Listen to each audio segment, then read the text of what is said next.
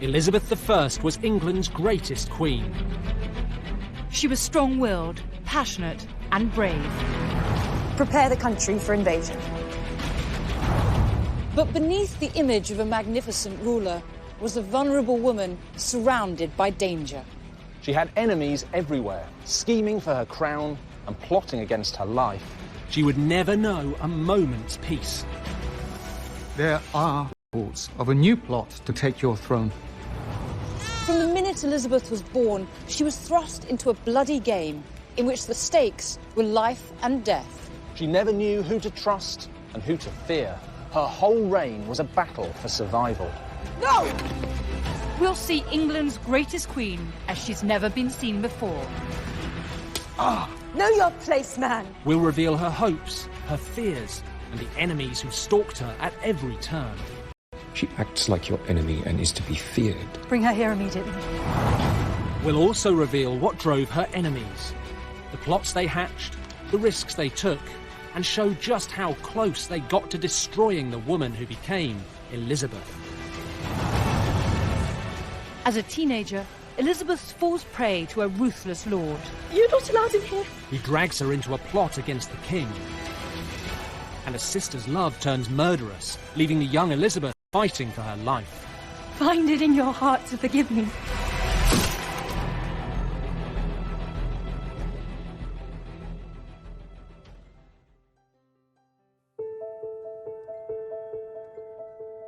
In 1603, Queen Elizabeth was dying. Her 44-year reign had been a golden age in English history. I have the body of a weak and feeble woman. But I have the heart and the stomach of a king. She had famously inspired her country to defy the King of Spain. I myself will take up arms. And she had seen off the Armada. The Spanish fleet has been thrashed. Thank God. Elizabeth survived assassination attempts. You threatened me in my own court. Rebellions. And a bloody feud with her cousin, Mary, Queen of Scots. Oh! How could she?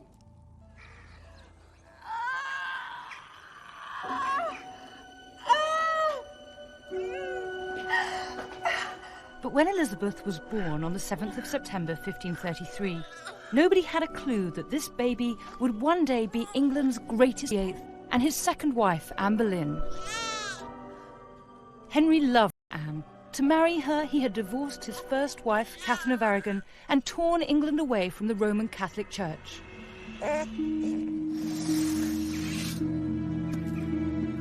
But 3 years later, Henry's love turned to murderous paranoia.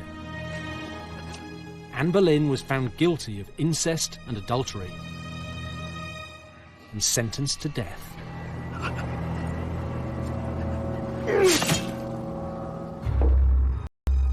Henry VIII hated Anne and regretted ever marrying her. Now she was dead, he took it out on their daughter, Elizabeth. He declared her a bastard and cut her off. Henry VIII, vain and self-absorbed, was never going to win any Tudor Dad of the Year competitions. He showed virtually no interest in his eldest daughter, Mary, his child with his first wife, Catherine of Aragon. Elizabeth, his second daughter, well, her main use was as political bait, to be married off to some powerful foreign prince if and when Henry felt like it. He was much more interested in his son, Edward, born to his third wife, Jane Seymour, who'd replaced Elizabeth's dead mother. Elizabeth was banished from Henry's court and raised by a series of governesses. Come on, my lady. You've got things to do. But in 1543, when she was 9 years old, her life changed dramatically. Do you wish to have this woman as a wife? To honor, hold, and protect her? I do. I now pronounce you man and wife. On the 12th of July, 52-year-old Henry VIII married his sixth and final wife, Catherine Parr. Catherine was a warm and caring woman, and Elizabeth adored her. Do you like your new dress? I love it, thank you. She was the mother figure she had always wanted. So happy you're here today. In 1544, Elizabeth was welcomed back into the fold when Catherine convinced Henry to restore her as his heir. The king wants to see you. Elizabeth was now third in line to the throne, after her 6-year-old half-brother Edward and her 28-year-old half-sister Mary. Life was starting to look up for young Elizabeth.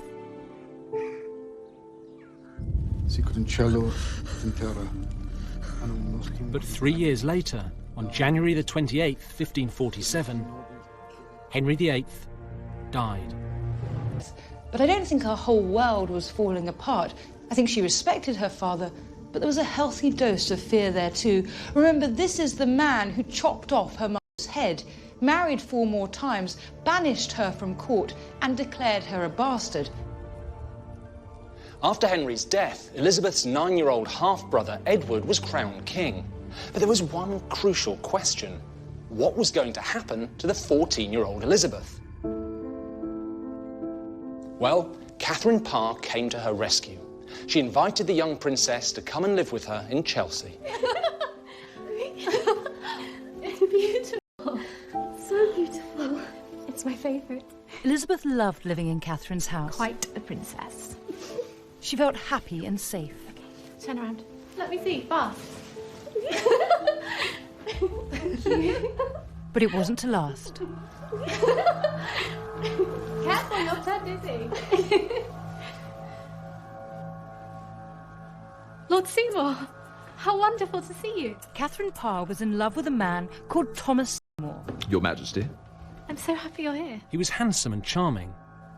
Will you join us for dinner? Thank you. It would be my pleasure. The most eligible bachelor in London.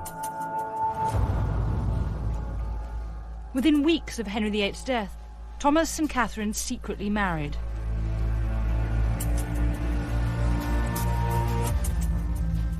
But there was a serious problem. Catherine adored her new husband.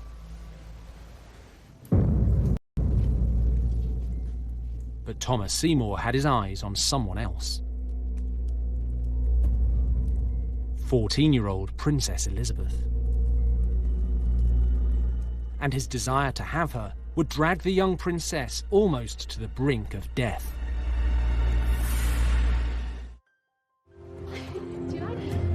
In 1547, Princess Elizabeth was living with her stepmother, Catherine Parr.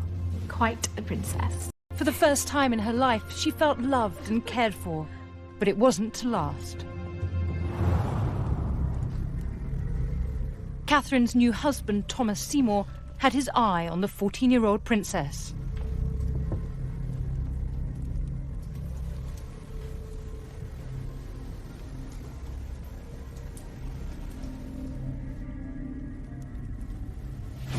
My lord, what are you doing? Why are you...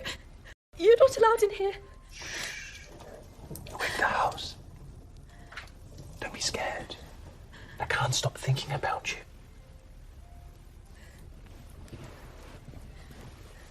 You are the most beautiful girl. Behaviour would be described as grooming. I wanted to see you. Please, my lord, you must leave at once. Grooming Elizabeth was incredibly risky, but Thomas didn't seem to care. I don't think he was bothered for a second by what damage he was doing, and he relied on his natural charm to get him out of whatever trouble his behaviour might land him in. Seymour's terrifying visit wasn't a one-off. He kept doing it for the next year. Please don't touch me.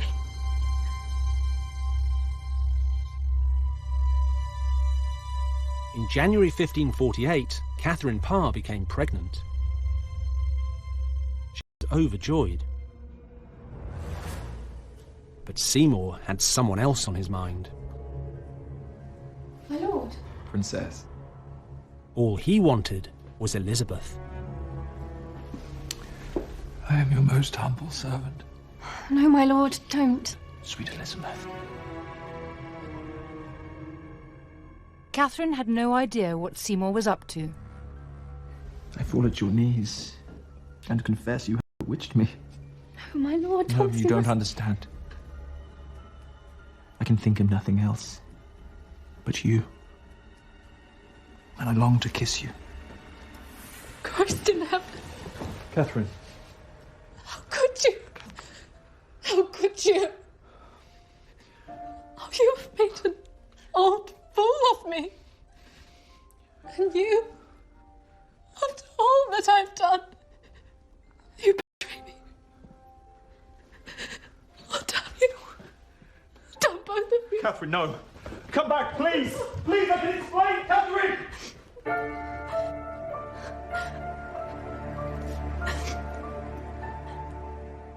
The next day, Elizabeth left. Elizabeth must have felt she was being sent away as punishment, but I think it was the only thing that Catherine Parr could do to keep her safe. She now knew what Seymour was up to, and she also knew that she would soon go into confinement to have her baby, and that meant that Seymour would have unfettered access to the young princess. Elizabeth was devastated. She would never see Catherine again. On the 5th of September 1548, less than a week after giving birth to a baby girl, Catherine Parr died from an infection she caught during labour. Thomas was shocked by his wife's sudden death, but he didn't mourn for long. In fact, her death probably helped him out, because he was once again one of the most eligible bachelors in England, and a step closer to the woman who might one day give him the throne, Elizabeth. Within weeks of Catherine's death, Seymour was scheming again. He had his eye on a new wife, Princess Elizabeth. But marrying an heir to the throne was never going to be easy. Henry VIII's will effectively banned Elizabeth and any potential suitor from discussing marriage without asking the Privy Council first, and with good reason. Elizabeth might have been slightly damaged goods, what with her bastardy and her mother having been executed as an adulteress, but she was still the old king's daughter and the new king's sister. Marrying her meant a quick route to serious power. Seymour knew the Privy Council had banned him from discussing marriage with Elizabeth, but he was desperate to find a way to get to the princess. So he hatched a plan. He persuaded Elizabeth's trusted advisor, Thomas Parry, to speak for him. Your Majesty, my lady. So, man, what did Lord Seymour say? He asked about your income and lands. He wondered if you would consider exchanging some of your property for property closer to his. Why do you think he wants me to do this? Your Grace, I don't wish to speak out of turn, but I believe he intends to make you his wife. My lady, if the Privy Council did agree, would you consider a marriage to Lord Seymour? These are the exact words Elizabeth spoke that day. If and when that comes to pass, I will do as God puts in my mind to do. We don't know why Elizabeth didn't just reject the idea of marrying Seymour. Maybe his grooming had worked. After all, she was a naive and vulnerable girl, and he had been manipulating her for over a year. Whatever the reason, Seymour now knew that Elizabeth was potentially interested, and it only made him pursue her even harder. To get his way, Seymour cooked up a bizarre and dangerous plan. On the night of January the 16th, 1549, Seymour broke into Westminster Palace, the Privy Council, and speak directly to King Edward. He wanted to convince the king to let him marry his sister, Elizabeth. It was the stupidest, most ill-thought-out plan that Seymour could possibly have come up with. And unsurprisingly, it didn't work. He was rumbled by palace guards and ran off into the night. but not before several witnesses had got a good look at his face. Rumours began to fly around court that Thomas Seymour was planning to kidnap the king, overthrow the Privy Council, and marry Elizabeth to cement his power. It was wild conspiracy, but enough of it was true to make it believable. Thomas's open attempts to seduce the princess lay at the heart of it. Seymour was now in serious trouble, and he would drag Princess Elizabeth down with him. The day after the break-in, Seymour was arrested on suspicion of treason and thrown into the Tower of London. He was interrogated by Privy Councillor Sir Robert Tyrwhitt.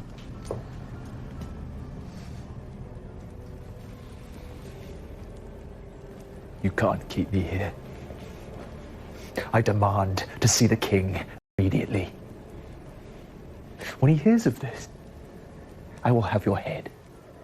I have just left the king. He knows you're here well enough. When you answer my questions, you can leave. Please. Sit.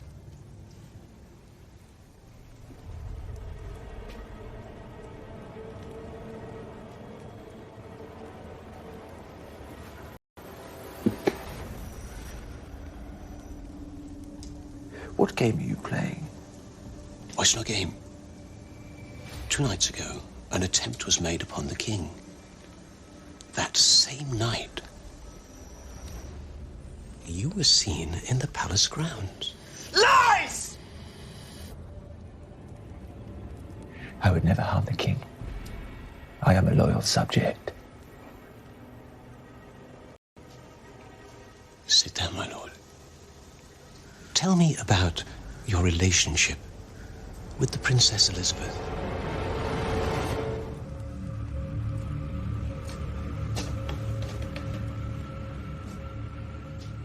A story started to emerge that Thomas and Elizabeth were locked in a passionate affair. People believed the two lovers planned to kill King Edward, then seize the throne. Elizabeth would be queen. Thomas Seymour would... In January 1549, Sir Robert was sent to question Elizabeth. He believed she was involved in Seymour's plot. Elizabeth was now in the greatest danger of her young life. Sir Robert?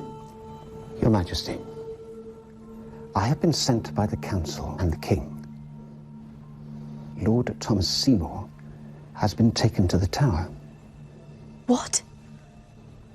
I am investigating claims that you and your household conspired with Lord Seymour to marry without the permission of the Privy Council. Nonsense. Madam, you may be a princess, but you are still a subject of the king and punishable by law. I have nothing to say. Elizabeth denied everything.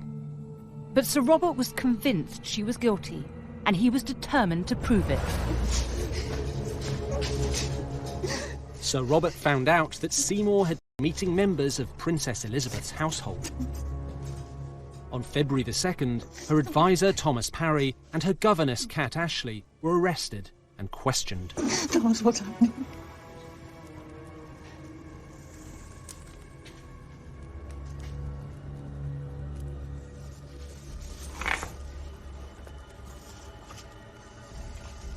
Thomas has given us his version of events. Now we need yours. They threatened to torture me. What can I do?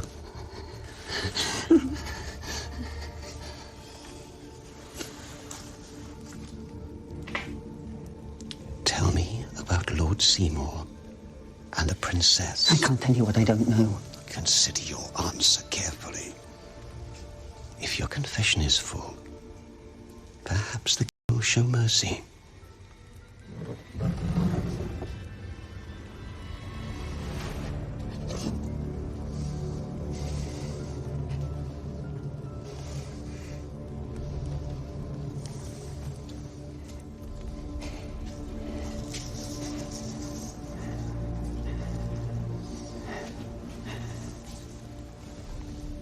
Kat Ashley confessed everything she could remember. Seymour's unwanted extra advances, his sniffing around Elizabeth's fortune, and his plans to marry the teenage princess. She left nothing out. Sir Robert now wanted to know if Elizabeth was Seymour's lover, and if so, to discover her role in the treasonous plot to kill King Edward. If Elizabeth were guilty, it would be treason, and she would face... 1549, Princess Elizabeth was a suspect in a treasonous plot to marry Thomas Seymour and kill her brother, King Edward. If found guilty, she would be executed.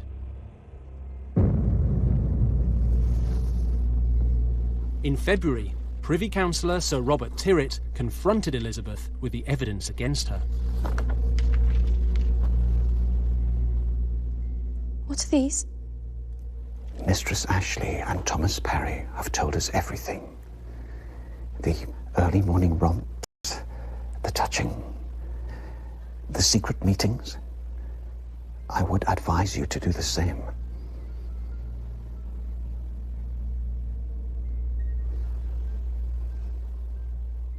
Cat Ashley did ask me to write to Thomas Seymour, to comfort him only. Your servants encouraged your relationship with Lord Seymour, even while he was married to your stepmother. No, they would never. Did you discuss marriage to Lord Seymour with the permission of the Privy Council? I did speak with Thomas Parry. Go on. Parry asked me that if the council gave their permission, would I consider marrying Lord Seymour?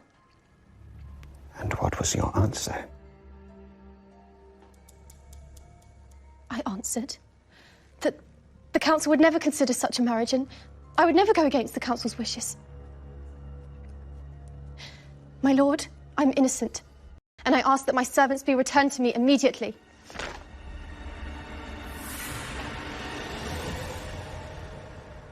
Elizabeth's explanation was incredibly subtle, but it was brilliant. She accepted that Seymour may have been plotting to have her, but she had neither encouraged his advances nor discussed any marriage with him. She had told her servants that she would never consider any marriage without the consent of the Privy Council, and she didn't think they'd give it. So she confessed that Thomas Seymour had committed treason, but that she and her household were innocent.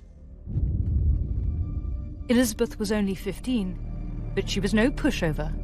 She was now out of danger. But Thomas Seymour was found guilty of treason. Thomas Seymour had been scheming, plotting, and dragging other people into his power games for years. Now all of his slimy, grasping, underhand deeds had been exposed. The Privy Council decided that the best place for him was the chopping block.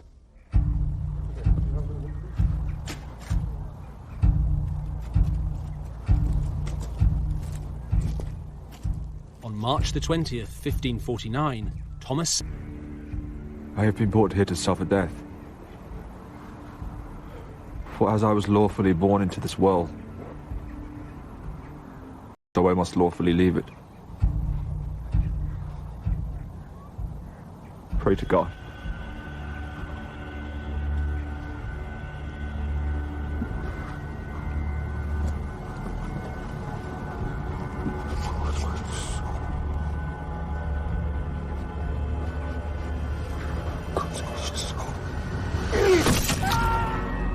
Seymour didn't die quickly. The executioner botched his first attempt.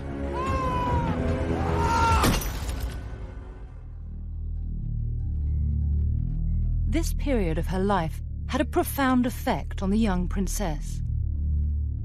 Elizabeth had never encouraged Seymour's advances, but she had been naive.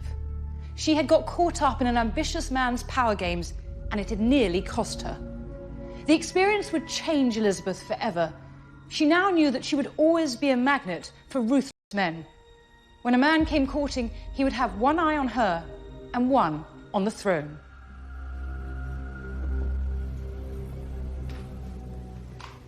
Is it done? Yes, Your Majesty. The second stroke took him.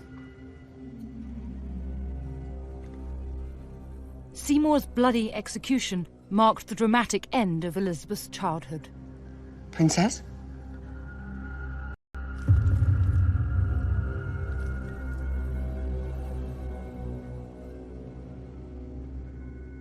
Princess? Princess? Are you ill? No. All is well.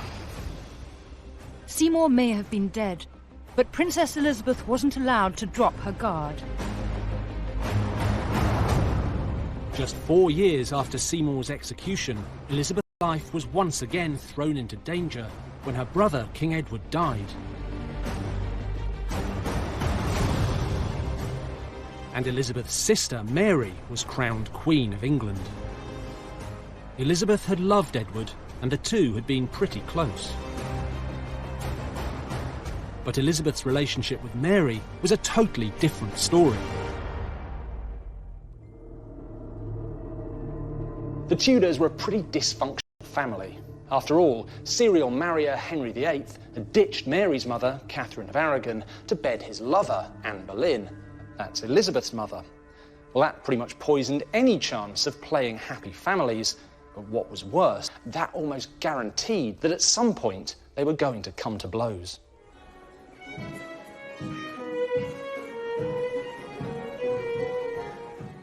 In October 1553, the bad blood between the two sisters got much worse when Mary agreed to marry Prince Philip of Spain. Philip was a devout Catholic and the heir to a mighty Spanish empire. Mary's decision was massively unpopular, and the population of England went mad, for one very important reason. Tudor sexual politics were pretty brutal. The husband was the boss, and the wife did what she was told. That applied to everyone, even the Queen.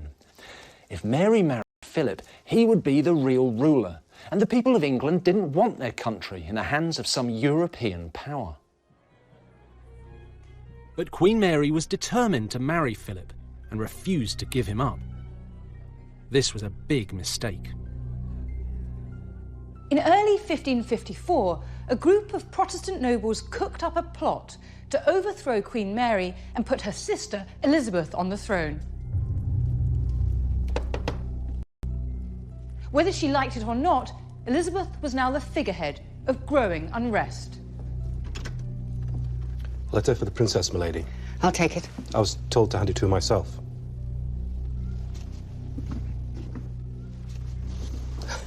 Your Majesty. Thank you. The man behind the plot was Sir Thomas Wyatt, a gentleman soldier and a fiery Protestant. Around January 1554, Wyatt was rumoured to have written to Elizabeth. Wyatt is thought to have wanted Elizabeth to give his plot her blessing. Your Grace, my master kindly requests an answer.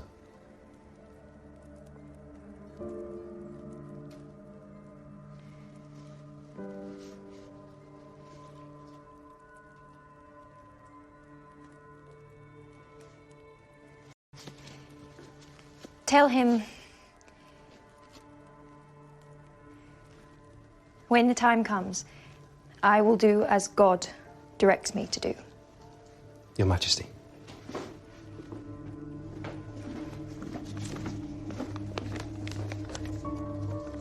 Elizabeth was now in the most dangerous position of her life. She knew that if the rebellion succeeded, she would be crowned queen, something she never expected. But agreeing to help the conspirators was an act of treason. If they failed and she was found out... No, was Mary's spies had already uncovered his plan. The Catholic bishop Stephen Gardiner was Mary's most trusted advisor. He hated the Protestant Elizabeth and was convinced she was secretly behind Wyatt's treasonous plot. Your Majesty. What is the news? Troops have been spotted in Kent. We need to get the princess to court immediately. We can't allow her to fall into the hands of the rebels. Where is she now? Hatfield, Your Grace. Your Majesty, there are rumours she's planning on running to Donington Castle to meet Wyatt. If she makes it there, every Protestant in the country will rise up against you. Her character is just what I always believed it to be. It seems to me you ought not to spare her. While she is alive, there will always be plots to raise her to the throne. My sister. Madam, She acts like your enemy and is to be feared. It is publicly known she's guilty. For your security, you must punish her. If you don't, you'll never be safe.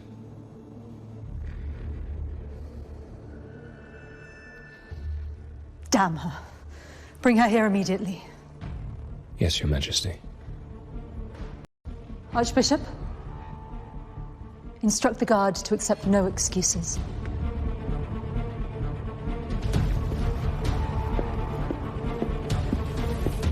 Elizabeth now knew that she was in serious trouble, and she desperately wanted to avoid going to London. But she could hardly say no to a royal summons, so she dragged her heels all the way. It took her 11 days to make the 23-mile journey.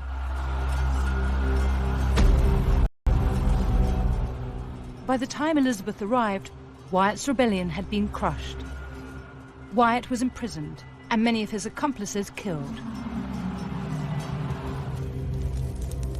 Once in London, Elizabeth was immediately arrested on suspicion of treason. On the 17th of March 1554, she was taken to the Tower of London, the same place her mother Anne Boleyn had spent her final days. Your Grace.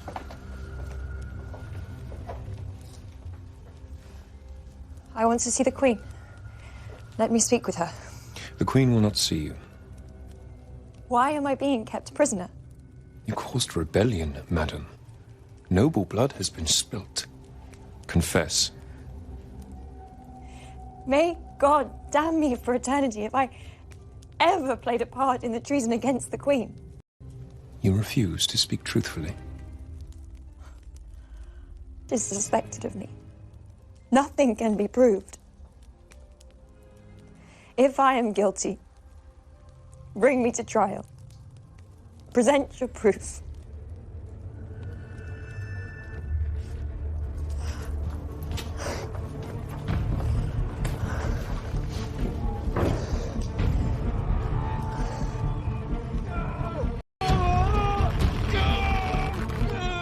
To discover Elizabeth's role in the uprising, rebel leader Thomas Wyatt was tortured. Did the Princess Elizabeth know of your rebellion? No! No! I swear! I swear! As God is my witness! Mercy! Please! I tell you, the Princess wasn't privy to my uprising.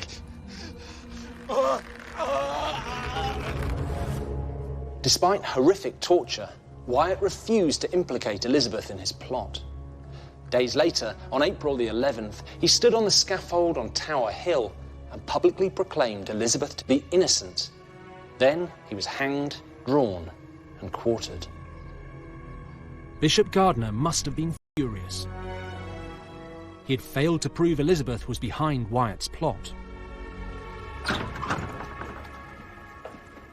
Queen Mary had no choice but to set her sister free.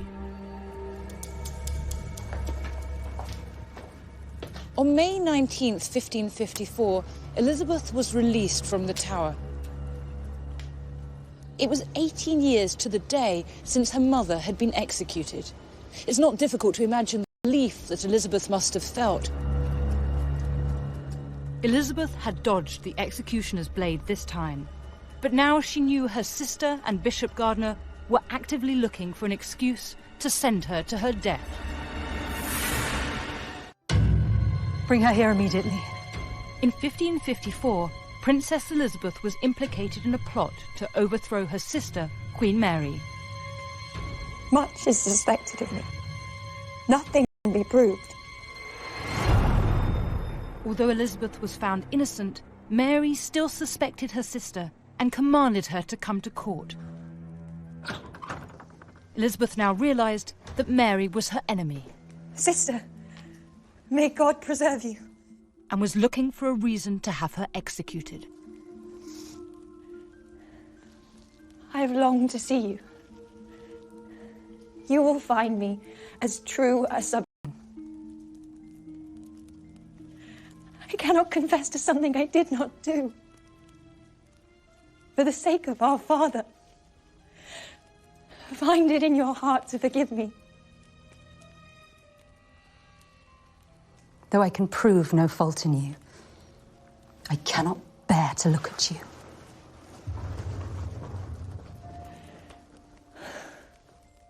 Elizabeth was exhausted, ill, terrified for her life. And Mary was about to become even more powerful.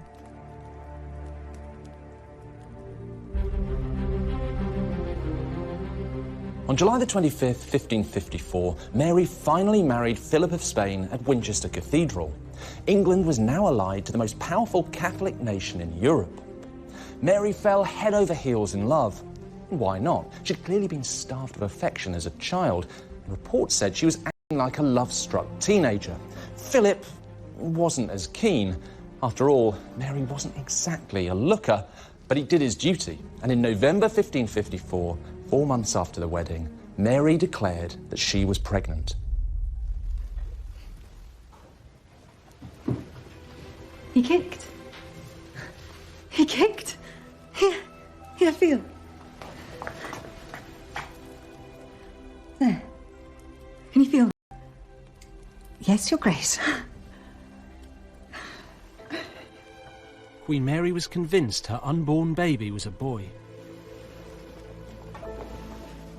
He would one day be the Catholic King of England and rule the mighty Spanish Empire.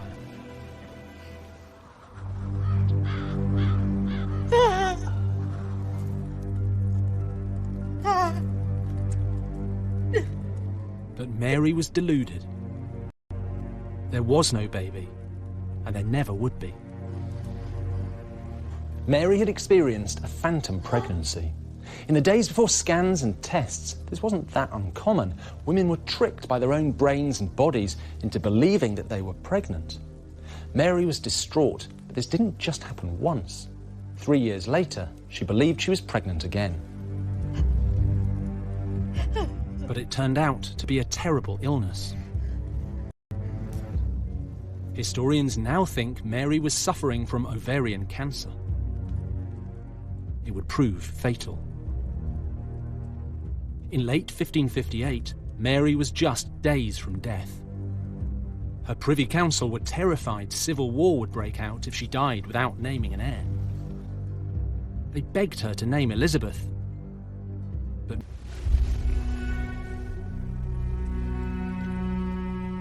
in the early hours of November the 17th, 1558, Queen Mary's 5-year reign ended.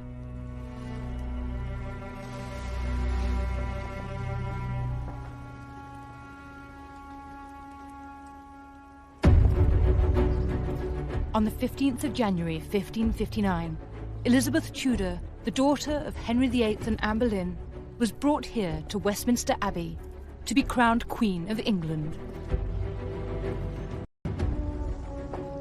The 25-year-old Elizabeth walked through these doors towards the altar on a carpet of blue linen.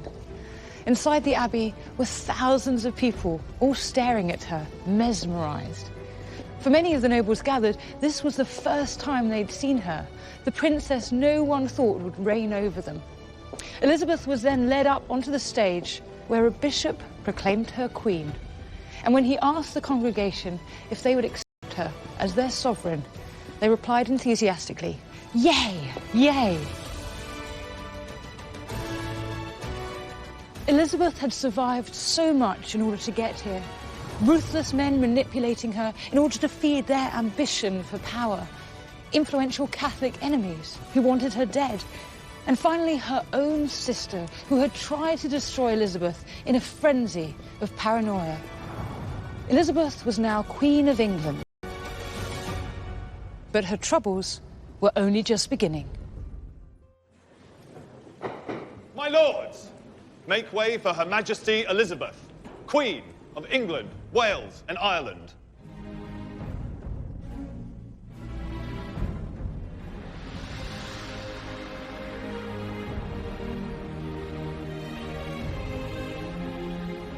In 1559, Elizabeth Tudor, the 25-year-old daughter of Henry VIII and Anne Boleyn, was crowned Queen.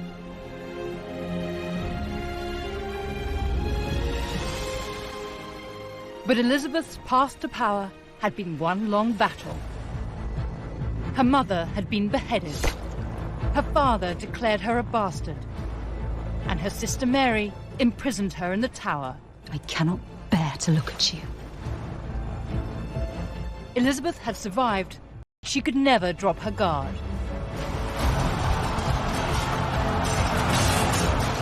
As the young queen began her reign, bloody war was raging across Europe. Protestants and Catholics were tearing each other apart in the name of God. And the new Protestant Queen Elizabeth, high-profile Protestant monarch in Europe, and her country was surrounded by powerful Catholic neighbours. Members of your parliament wish to speak with you. Her ministers believed there was one way for Elizabeth to make herself safe. Forge an alliance by marrying a Protestant king and give England an heir. Your Majesty, I have a petition from your government. We believe it would be best for you and your entire realm if you were to choose a husband. I would be perfectly content if one day a marble tombstone declares that a queen lived and died a virgin. I am already bound unto a husband, which is the Kingdom of England. You can see why her ministers were so worked up. Saying she was married to the country sounded fantastic, but it was just words. But your Majesty... I assure you I will deal with your request in convenient time. This realm shall not remain destitute of an heir. But love is usually the offspring of leisure, and I am so busy with my duties I cannot even think of love. Yes, your Majesty. If that is all, good day, sir. Good day, sir. The Queen had a very good reason for not wanting to wed. Elizabeth knew that marrying would immediately reduce her power, as her husband would take over. She wanted to be a real queen, not a queen in name only. Elizabeth's reluctance to marry and produce an heir was understandable, but it left a huge problem. Who would rule if she were suddenly to die? Power-hungry nobles started to circle, each desperate to be named her heir. The most dangerous of them all was Elizabeth's beautiful and ambitious 18-year-old Catholic cousin, Mary, Queen of Scots. Mary was the only child of King James V of Scotland and his French wife Mary of Guise. When she was just 6 days old, her father died, and Mary became queen. At the age of 5, she was sent to live in France, where she eventually married the future king, but when he died, she returned to Scotland to reclaim her throne there. Once on the Scottish throne, Mary turned her eye to a far bigger prize. She wanted to be named Elizabeth's heir. Now, Mary and Elizabeth were both descended from the first Tudor king, Henry VII, so Mary had a pretty good claim, and she knew it. In 1561, she sent an ambassador to Elizabeth asking to be named as heir. Elizabeth's rejection would have terrible consequences that would last over 20 years. So why did Elizabeth refuse to name Mary as her heir?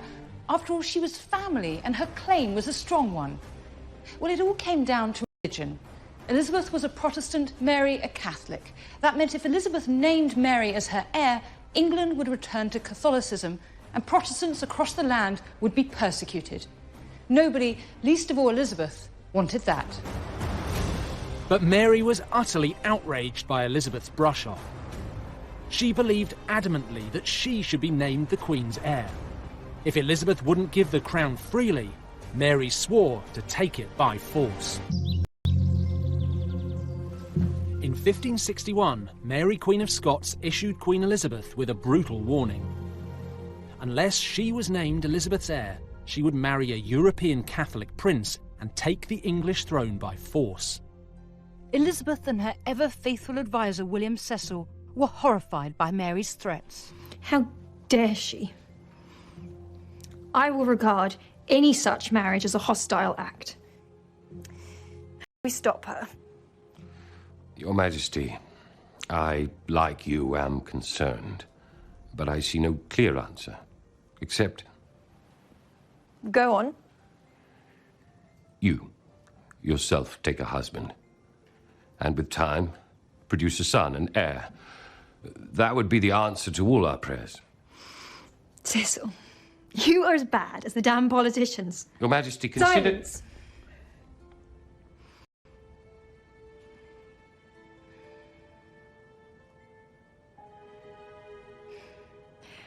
What if we were to tell my sister Queen that we would consider her place as heir if, in return, she scrapped her plans to marry a foreign prince and married an English noble? Would you make such an offer? I may. Your Majesty. Elizabeth's idea was a risk. It meant that if she died without producing a natural heir, Mary would be Queen of England.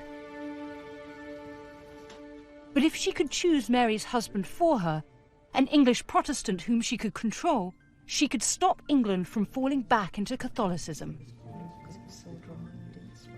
One man was perfect for the job, Robert Dudley. I'm very jealous. Dudley was handsome and charming, and he loved Elizabeth. What are you thinking? Don't tease me, Your Grace. Elizabeth and Dudley clearly adored each other, and yet Elizabeth knew that she could never marry him. For a start, Dudley already had a wife. Secondly, when in 1560 his wife died in mysterious circumstances, Dudley was implicated in her murder. The scandal was too big to ignore. Still, if Elizabeth couldn't marry him, maybe Mary could. At first, Mary was reluctant to marry one of Elizabeth's cast-offs. But if marrying Dudley guaranteed her place as heir, she was in. In November 1564, English and Scottish envoys met to discuss the terms of the marriage. Instead of concrete promises to trade the Dudley marriage for a claim to the crown, Elizabeth's people mumbled their way through a pathetically watered-down deal. The whole thing stank.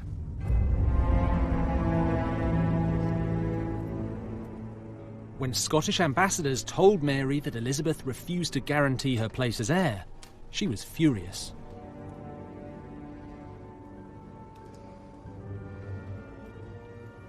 How dare you waste my time? She has abused me.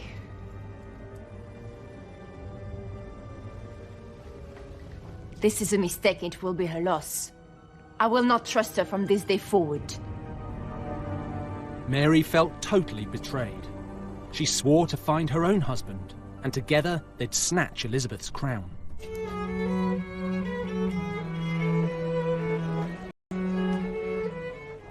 In late 1564, a noble called Henry Stuart, Lord Darnley, arrived at Mary's court in Edinburgh.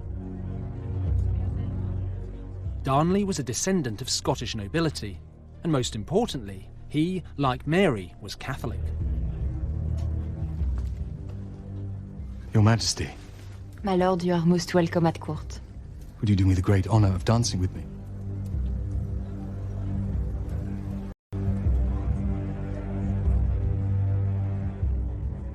Mary saw Darnley as perfect marriage material. Not only was he a Catholic, he was also a grandson of Margaret Tudor, so royal blood surged through his veins. Now, Mary fancied her chances of bulldozing her way to the English throne, with another Tudor descendant by her side. Elizabeth saw Mary's choice of husband as an aggressive personal attack. She knew that a Catholic couple on the throne of Scotland must not be allowed to continue. Order Darnley to return to court immediately. I fear the horse may have already bolted, Your Majesty. He says he's quite well where he is. Treacherous swine! How did this happen?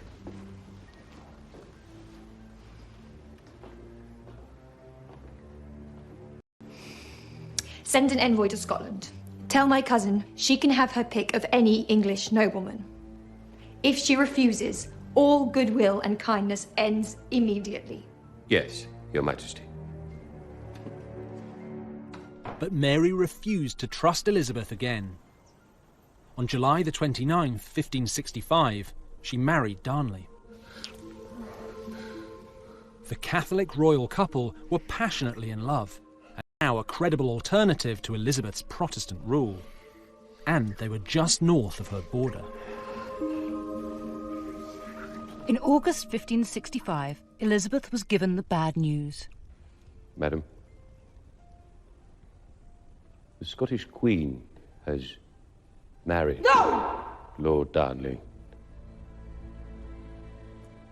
My cousin forgets herself. She's now no more than my worst enemy. How could she? Your Majesty, rumor has it she has named Darnley king. No!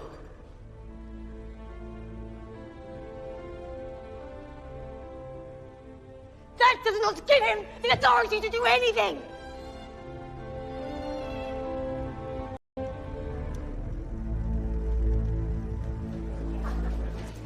Fortunately for Elizabeth, Mary's marital bliss didn't last long.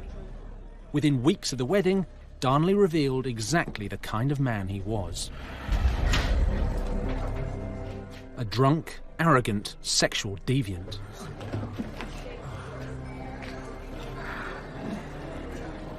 Mary had made a terrible mistake, but it was too late. Mary was already pregnant. On June the 19th, 1566, Mary went into labour.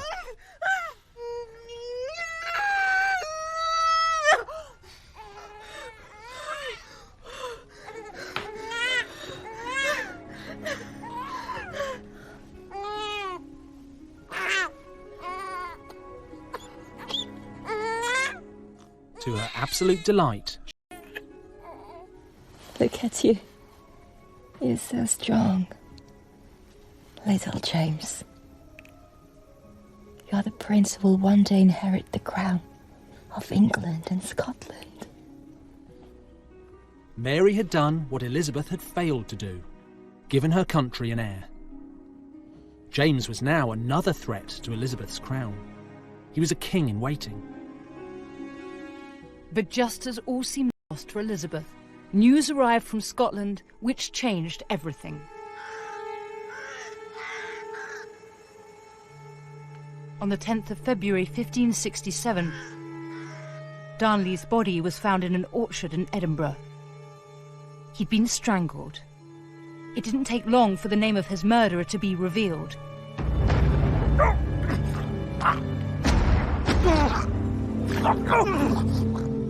James Hepburn, Earl of Bothwell. Bothwell was a violent and jealous thug. And rumour had it, he was also Mary, Queen of Scots' lover. When Elizabeth heard that Mary was linked to Darnley's murder, she was disgusted. But she saw a way that she could use it to her political gain. She wrote her cousin a letter. This is a copy of the actual letter, and it begins, "My ears are so deafened, and my understanding so grieved, and my heart so affrighted by this horrible news of the abominable murder of your late husband and my killed cousin." And further down she says, "I exhort you, and I counsel you, and I beseech you to take this thing so much to heart that you will not fear to touch even the closest to you if it concerns him." Elizabeth is telling Mary that she needs to bring Bothwell to justice if she wants the world to think that she is innocent of the crime. Elizabeth is warning her that this is going to be incredibly damaging to her honour and reputation, and that she needs to act carefully if she doesn't want to fall from the rank of royalty. Elizabeth sounds concerned, but I wonder if there wasn't a part of her that wasn't enjoying every minute of this. Mary denied any part in Darnley's murder, but nobody believed her. On April the 24th, 1567, Mary and Bothwell were forced to run to Dunbar Castle in East Lothian.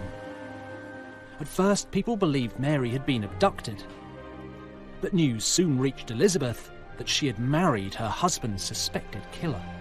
You asked to see me, Your Majesty. Then to marry such a man. A man charged with the murder of her own husband. Scotland is a quagmire. It is said she has given Bothwell more land and titles than she ever gave her husband. No friend in the world would like this marriage.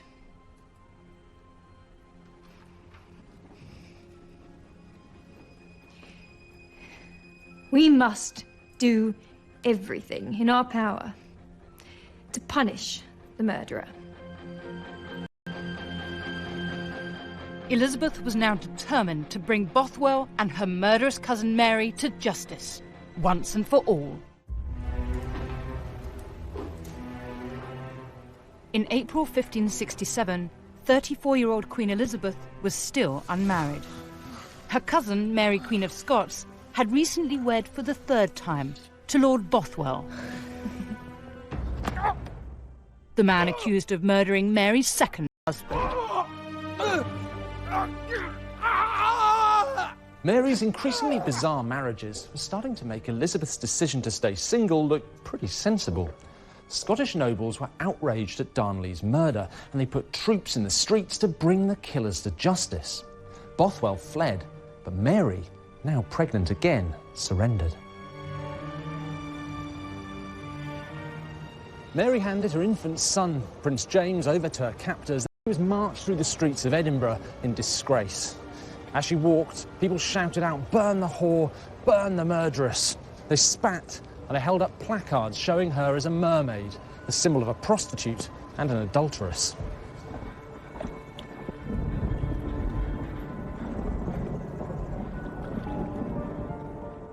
On June the 17th, 1567, Mary was imprisoned here at the remote Loch Leven Castle in Kinross, Perthshire.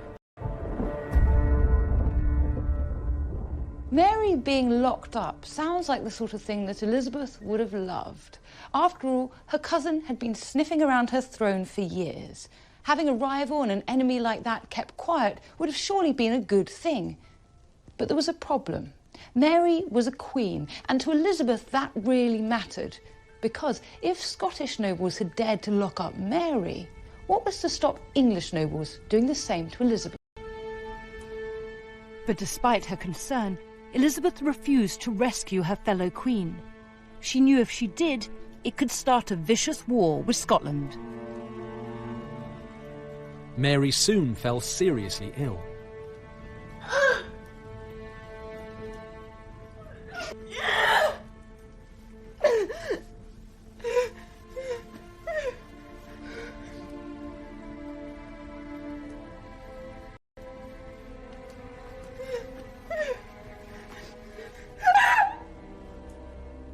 In early July, she had a miscarriage. She'd been carrying twins.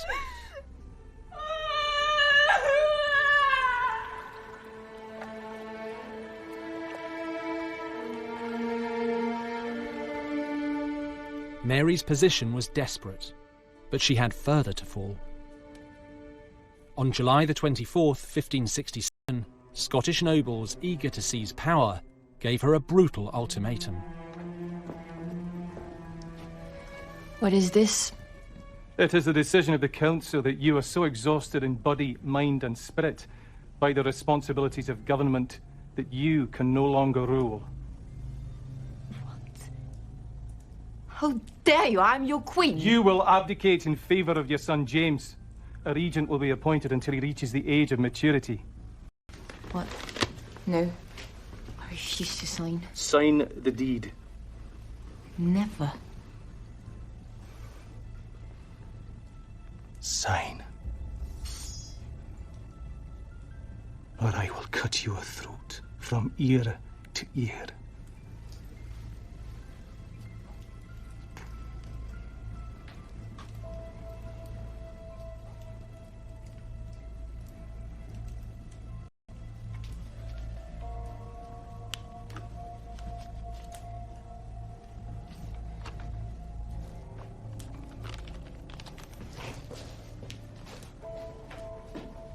When God sets me free, I will not abide by this, for this was done against my will.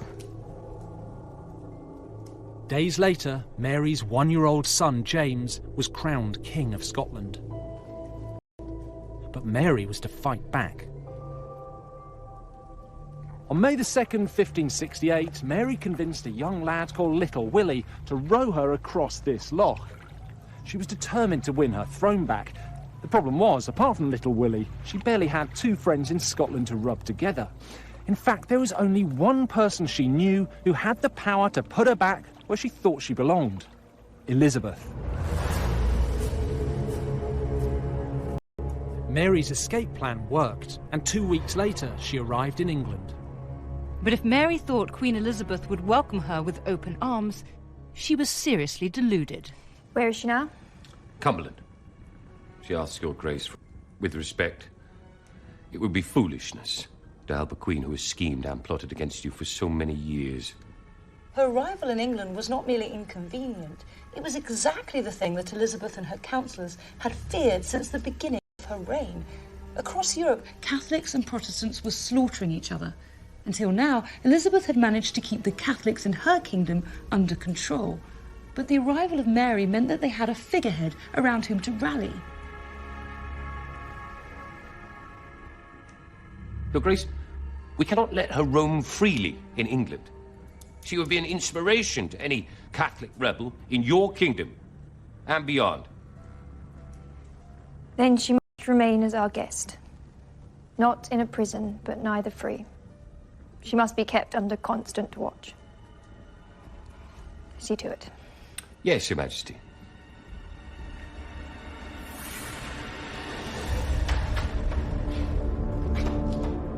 Mary was immediately arrested and held in Carlisle Castle.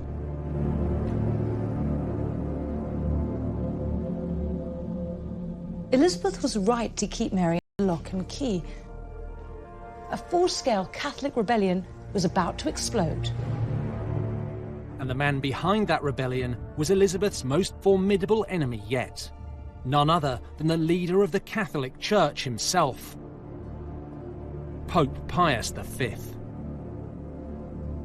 Pius V might have been God's representative on earth and the head of the church, but he wasn't really into peace and love and all of that Christian stuff. In fact, he hated the heretic Elizabeth and he wanted her dead. On the 25th of February 1570, Pius issued this, a papal bull of excommunication. That's an official letter from the Vatican casting Elizabeth out of the church forever. And he doesn't pull his punches. He starts off by describing her as the pretended Queen of England, a slave of wickedness. Not a very polite way of starting a letter to anyone, but this isn't just insults. He goes on to say, we do declare her to be deprived of her pretended title to the kingdom and of all dominion, dignity and privilege whatsoever. And that's very important, because this is a licence for any foreign king or prince to invade England, kick Elizabeth off the throne and maybe even kill her. And there's more. He goes on to say that the nobility, subjects and people of England are absolved from their oath, duty, dominion, allegiance and obedience, and that anyone who disobeys him in this, we do imitate with the like sentence of anathema. Translation, people of England, if you obey your queen, you're going straight to hell. Central to his plan was Mary, Queen of Scots. He wanted to overthrow Elizabeth and put Catholic Mary on the throne of England. The Pope's declaration meant that every Catholic in the country was now a potential enemy to Elizabeth. Cecil desperately needed his queen to see the terrible danger that she was in. Your Majesty, we ignore this threat at your peril. I do not want my subjects to be mistreated or questioned in matters of faith, as long as they obey the laws of this realm. I refuse to make windows into the souls of men. With respect, this is a mistake! All known Catholics should be brought in for questioning. If found guilty of treason, they should be punished! No, Cecil! That is not the answer! Leave! Cecil had every right to be terrified. There were Catholics throughout the land.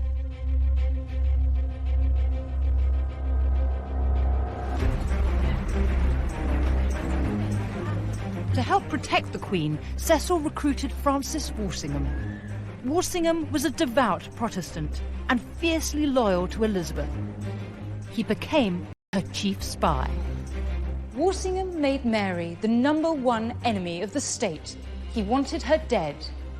But there was no proof that Mary had been involved in the Pope's plot to overthrow Elizabeth and put Mary on the throne. And without evidence, it would be impossible to persuade Elizabeth to execute her fellow queen. Cecil and Walsingham couldn't kill Mary, but they could break her.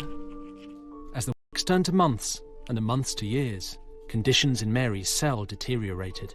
Elizabeth knew that conditions in Mary's prison were worsening by the day, and I think on a personal level this would have greatly troubled her.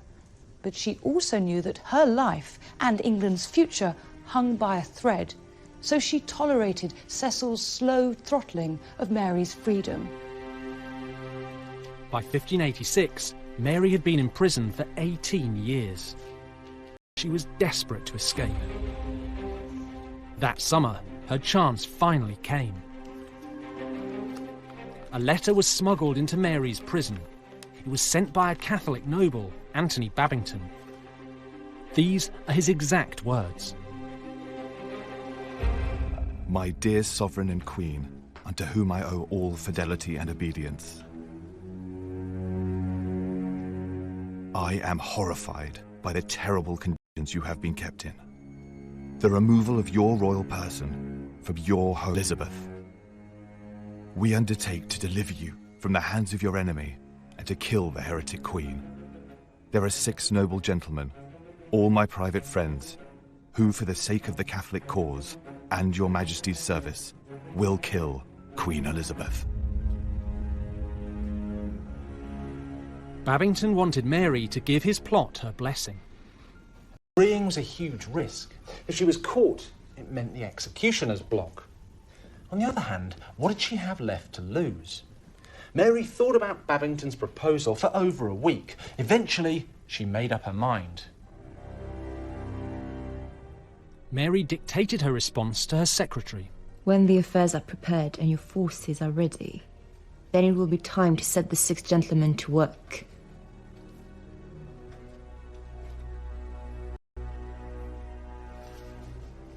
Once the Queen is dead, then I must be transported out this prison immediately. The reply was written in secret code and smuggled out of the castle in a beer barrel.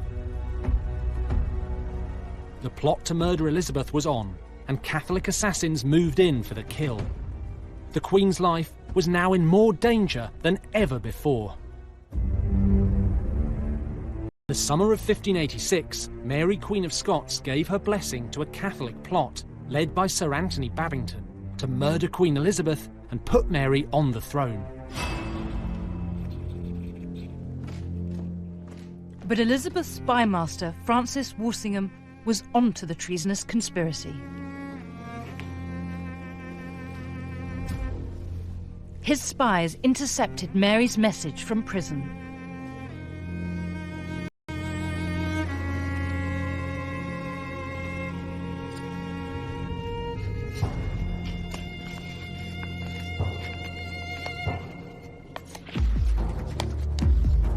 Walsingham now had proof that Mary was plotting to overthrow Elizabeth.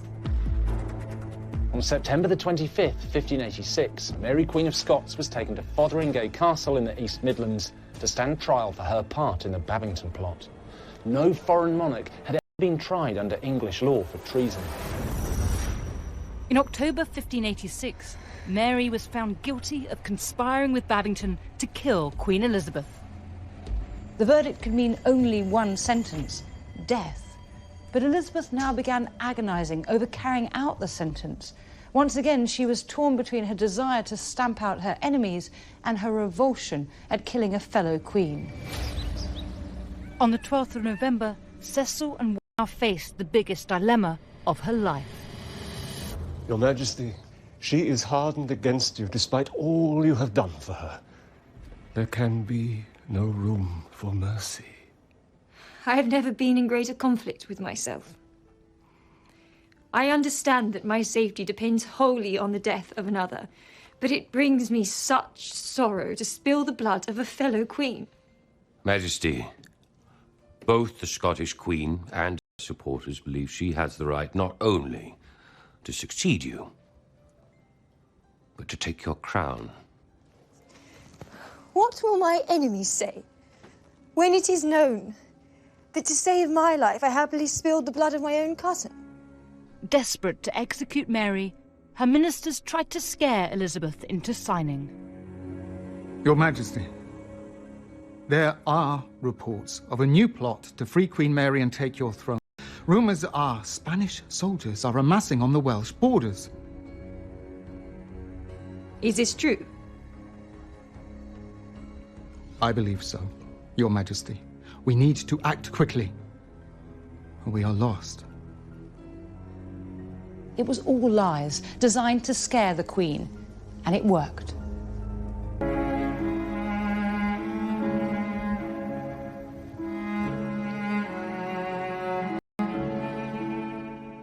On the 1st of February, 1587, after months of stalling, Elizabeth finally asked for Mary's death warrant.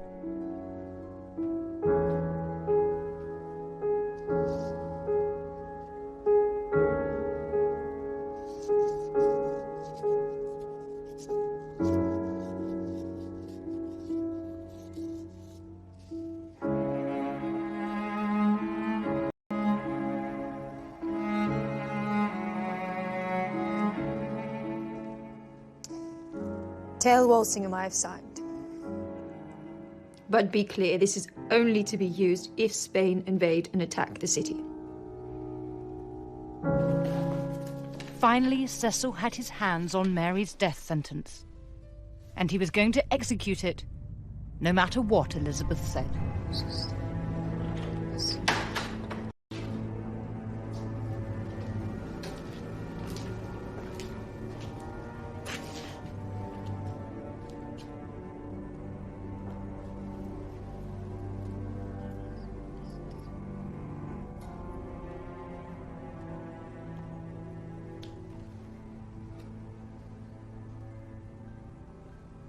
I did not think that a queen would consider.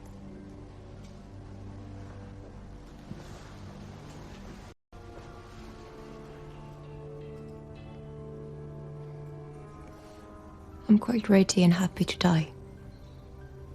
For my saviour and the Catholic Church.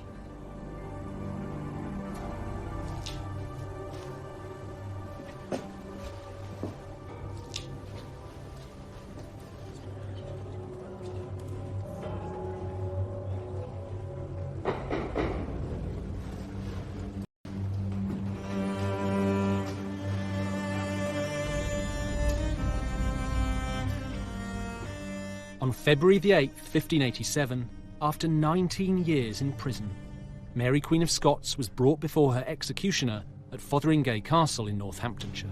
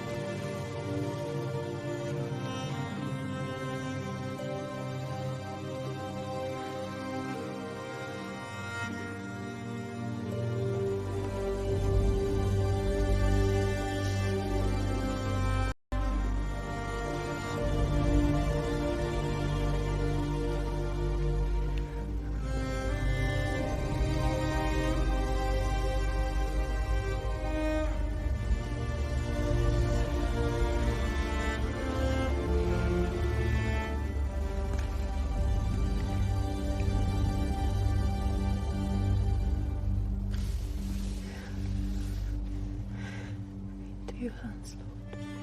I commit my spirit. Into your hands, Lord. Commit my spirit. Into your hands, Lord. I commit my spirit. Into your hands, Lord. I commit my spirit.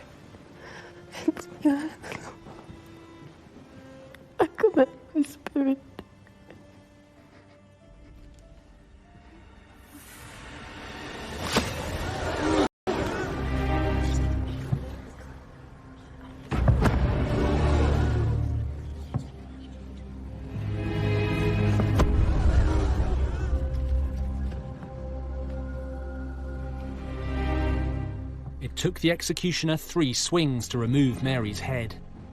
Cecil had executed Mary, she flew into a violent rage. How dare you! I have sent my secretary to the tower, and you are lucky not to follow.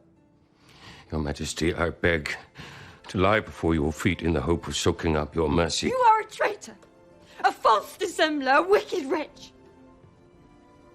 This death will wring my heart for the rest of my life. I cannot bear to look at you. Get out of my sight. Get out!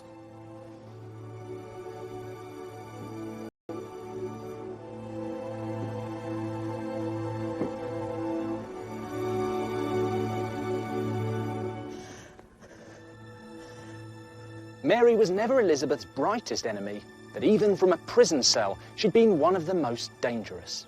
In the end, there was no choice. Mary had to die. Mary would haunt Elizabeth for the rest of her life.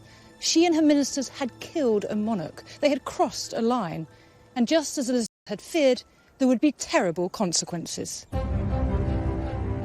Elizabeth is now in her 50s and facing the greatest challenge of her reign, the Spanish Armada.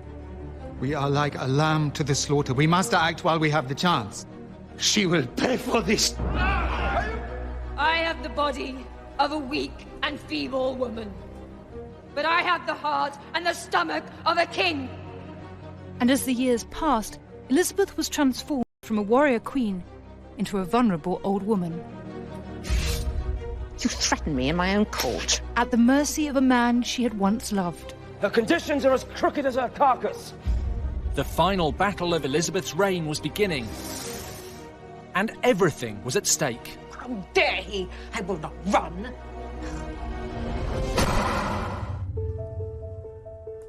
In 1585, Elizabeth was 52 years old. She had been Queen of England for more than 25 years. So far, she had survived countless threats to her life and freedom. From her father, Henry VIII, her sister, Mary. I cannot bear to look at you. The Pope. All known Catholics should be brought in for questioning. And her cousin, Mary, Queen of Scots. She has abused me. I will not trust her. Against all the odds, Elizabeth had survived. But she now faced an enemy deadlier than all the others put together. King Philip II of Spain. Philip was rich, bloody religious war. Throughout his reign, he'd funded several plots against the Protestant Elizabeth, but all of them had been unsuccessful. But in 1585, the Pope asked Philip to invade England, imprison Elizabeth, and haul the country back to the Catholic Church.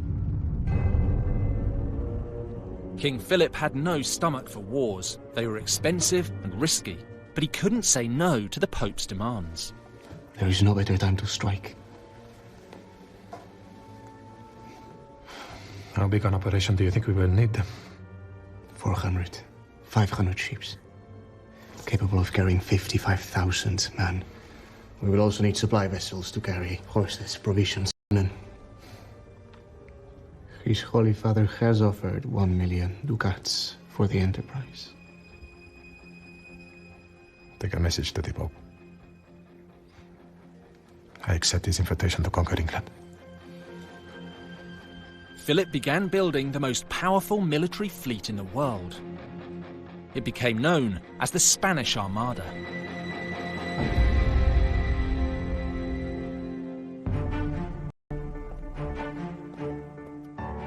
So how did Philip plan to invade? At the Queen's house in Greenwich, there are charts drawn up in 1590. So here's Philip's master plan. He was going to use his 130 warships, that's what we call the Armada, to engage the English fleet.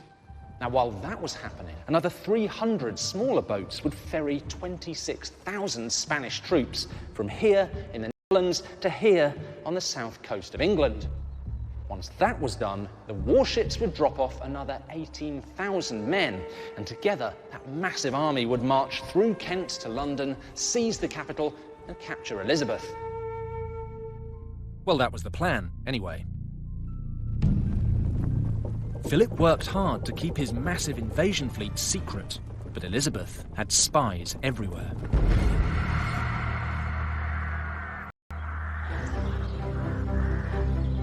In February 1587, intelligence reports reached Elizabeth's chief spy, Sir Francis Walsingham, and advisor William Cecil.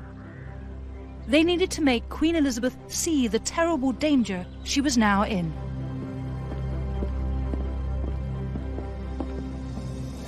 Madam. Your Majesty. What's wrong? You both look like you've seen a ghost. Madam. Spit it out. Every dry dock in Spain is working day and night building ships. 300 have been counted. 70,000 men have been recruited from across Italy, Spain, and Portugal. King Philip means to invade. Elizabeth must have been terrified. England was no match for the mighty Spanish Empire. She had a much smaller navy and no national army on standby. Elizabeth must have known that if Philip managed to land, England would be easily overrun and she would be killed. We are like a lamb to the slaughter. We must act while we have the chance. That would be an act of war. Should we sit and wait for them to strike first? Our inaction will be seen as weakness. My lord, I think you forget yourself. There is no hope of peace. Your Majesty, it appears he has the support of the Pope. I see. The longer we wait, the more dangerous the situation becomes. How must we proceed? Sir Francis Drake has offered to lead a squadron of warships to harass the Spanish war effort. He could buy us precious time. This was a very real dilemma for Elizabeth. If she allowed Drake to attack Philip's fleet, she risked starting a war. But if she did nothing, she risked losing her kingdom and her head. On the 15th...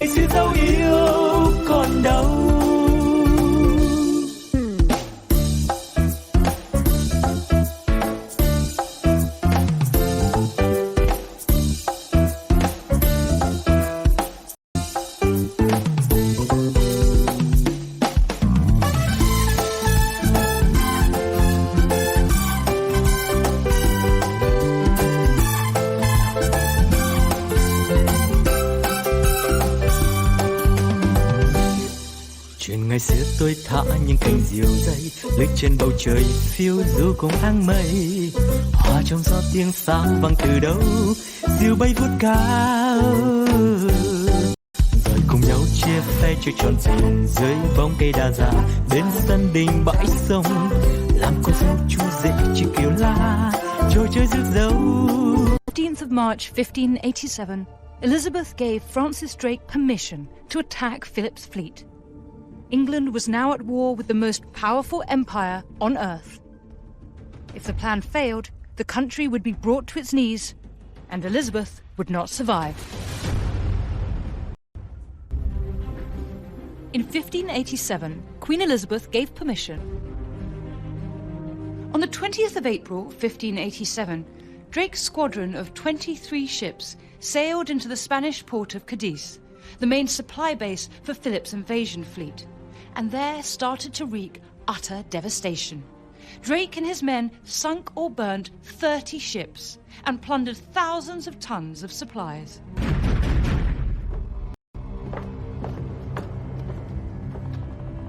News of Drake's daring attack soon reached Philip.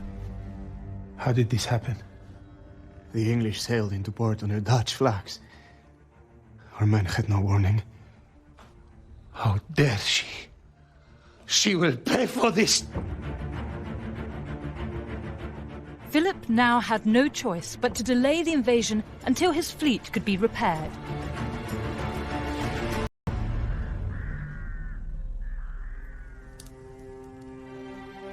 Elizabeth's gamble had paid off. She had bought the country valuable time to build its defences. We have doubled your guard, and security will be with you day and night. I'd strongly advise removing yourself from public view. For the while, at least. Your Majesty, we need to prepare for war. England was now on high alert, but there was a problem.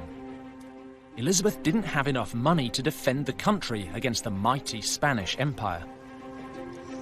Our coastline has been surveyed. We're dangerously exposed. We have neither the money nor the men to protect all of the beaches. Only the most dangerous can be defended. Set Drake to work, build up the navy, and prepare the country for invasion.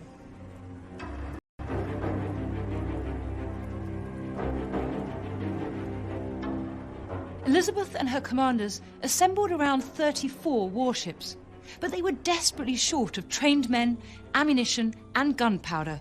They would be no match for Philip's invasion fleet.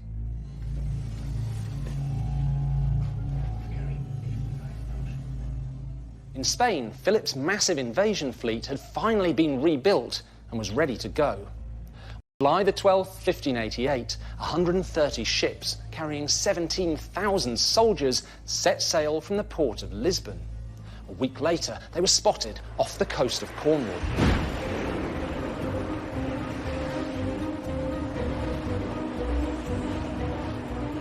On the 29th of July, the English fleet sailed out of Plymouth to face Philip's armada.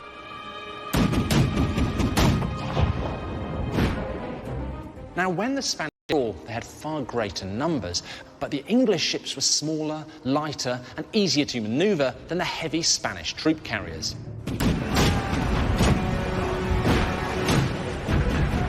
For the next 12 days, the English and Spanish fleets pounded each other. Against all the odds, the English fleet got the upper hand.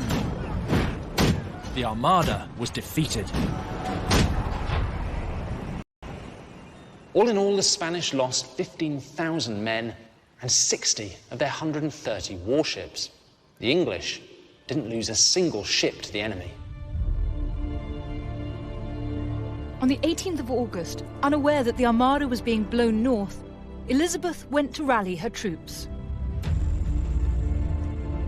She travelled to Tilbury in Essex, where many of her soldiers were stationed, and it was there that she delivered one of the greatest speeches of all time.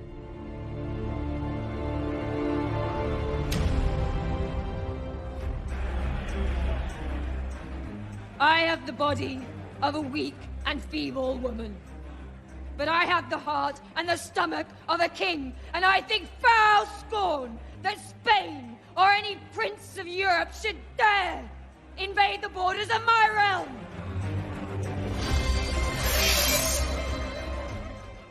Myself will take up arms.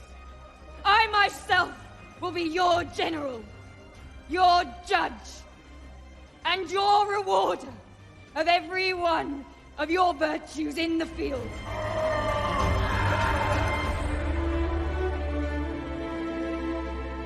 Elizabeth had beaten the most powerful empire in the world.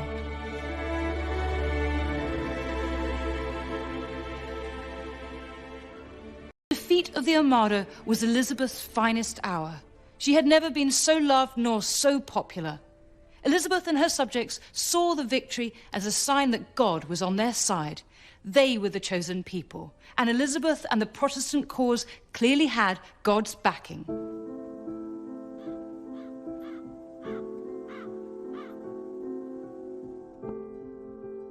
Elizabeth had seen off the deadly threat from Catholic Spain, but there was one enemy she could never defeat: time.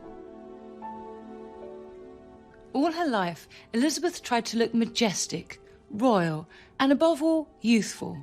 She used white lead makeup on her skin to make it pale and attractive. She put vermilion, made of toxic mercury, on her cheeks to make them red. She even used belladonna, deadly nightshade, in her eye, more elaborate than ever. Beneath them, she was falling to bits.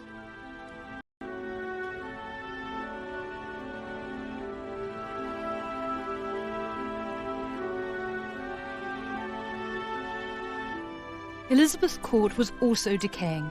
Her trusted advisors were either dead or dying.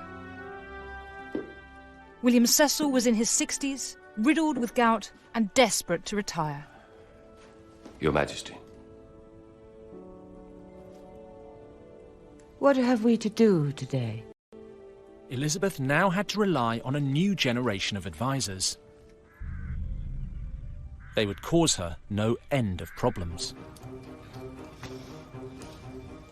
With William Cecil on his sickbed, his son Robert became Elizabeth's private secretary. And this is the new taxation bill. Elizabeth also appointed her favourite, Robert Devereux, Earl of Essex, as her privy councillor. My most gracious and beautiful sovereign. My Lord Essex. How lovely to see you. Essex was charming, flirtatious, and seriously ambitious. Elizabeth adored him.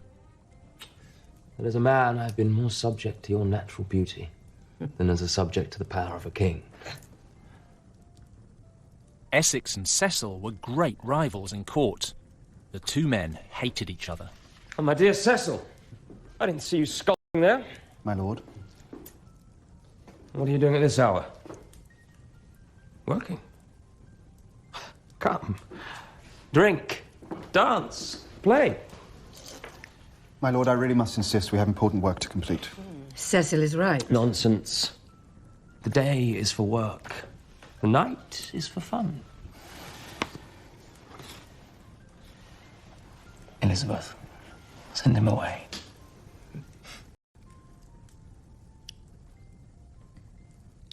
Cecil, let us finish this in the morning.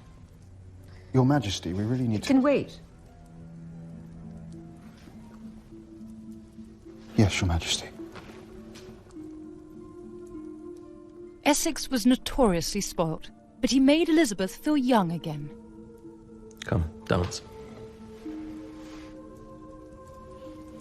We have no music. Dance with me. Elizabeth may have been the Virgin Queen, but she had always had a weakness for handsome young men.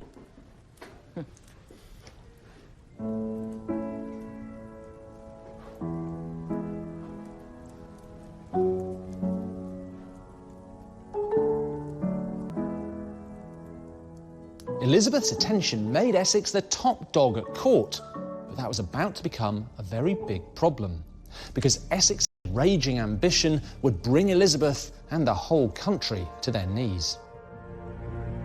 In July 1598, a Catholic rebellion sprung up in Ireland.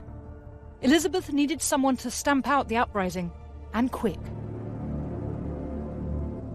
Who do we have who has experience? Elizabeth's young advisors, Essex and Robert Cecil, had very different ideas about who should be sent.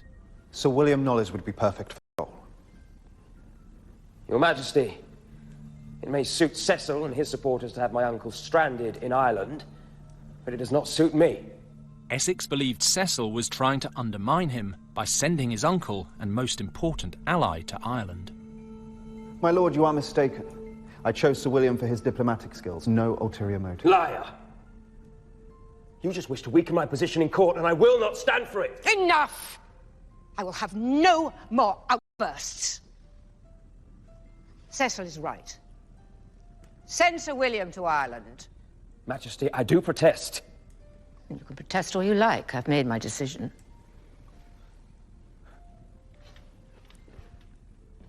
How dare you turn your back on me? You will not dismiss yourself in my presence. You threaten me in my own court.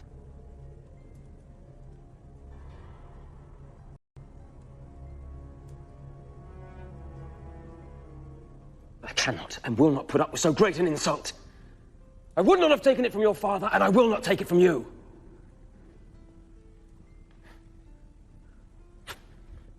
Get back! Get back here! Her conditions are as crooked as her carcass. Essex's words must have stung Elizabeth. She had believed he loved and cared for her. But it was all lies. She had been made to look like an old fool. Essex had shown himself a threat to Elizabeth's authority. But before long, he would do more than threaten her. He would try to seize her power in a bloody coup. We fight to the death! Are you with me? Are you with me? In July 1598, Elizabeth's favourite, Lord Essex, turned on his queen. I cannot and will not put up with so great an insult. I would not have taken it from your father, and I will not take it from you. Essex scuttled off to his estates in Wanstead, and believing he had done no wrong, he waited for an apology. Continued, but in August 1598, the Queen received two terrible pieces of news. The first was that William Cecil, her trusted advisor and dear friend, had died.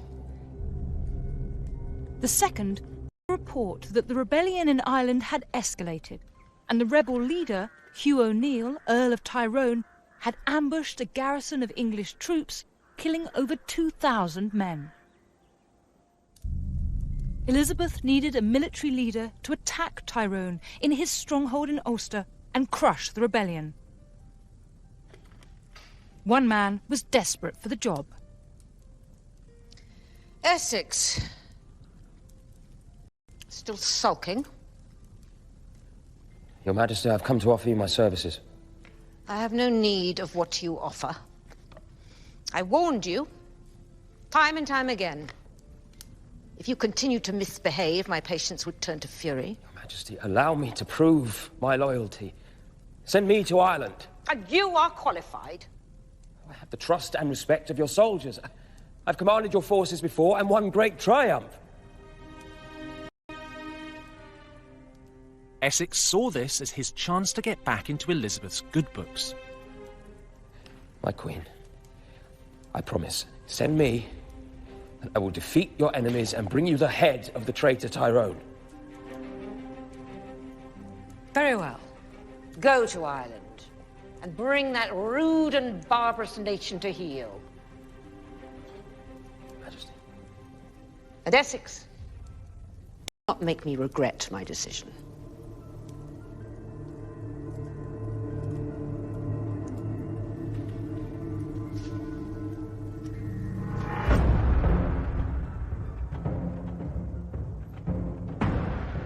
On March the 27th, 1599, Essex left London with 22,000 men.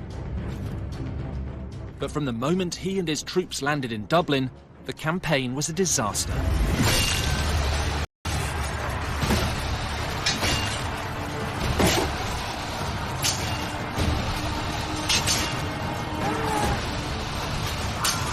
The Irish rebels fought a fierce guerrilla war. In just 2 months, Essex had lost 11,000 men.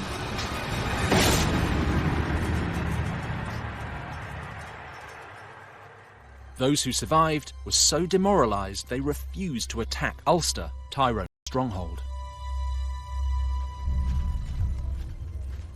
This army is nothing more than a rag bag of raw recruits with no fighting experience. Where? They take any advantage they are offered and fight in the woods and bogs where our horses are useless. If Her Majesty does not grant me the means to do my job, I hope she does not expect a great result.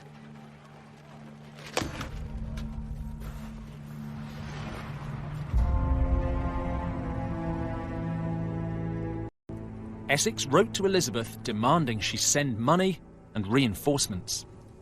We are badly served. He has no reason to whine. He has everything he asked for. More, even, than was agreed upon before he went. I expect him to attack Tyrone immediately.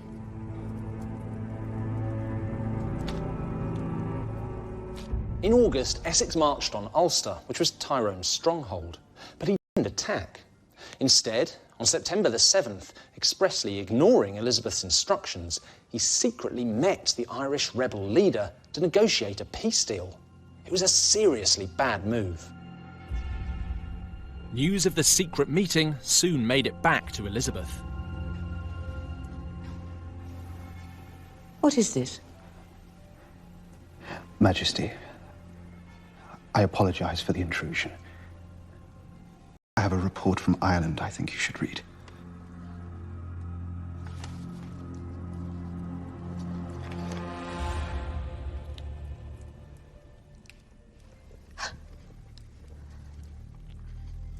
Is this true?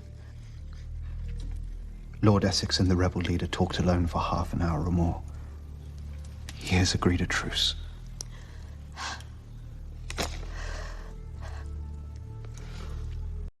He has betrayed me.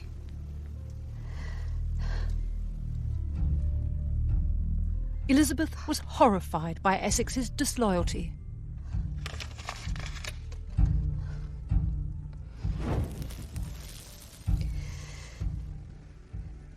This is an act of treason. Take a message immediately. To trust the traitor Tyrone on oath is to trust a devil on his religion.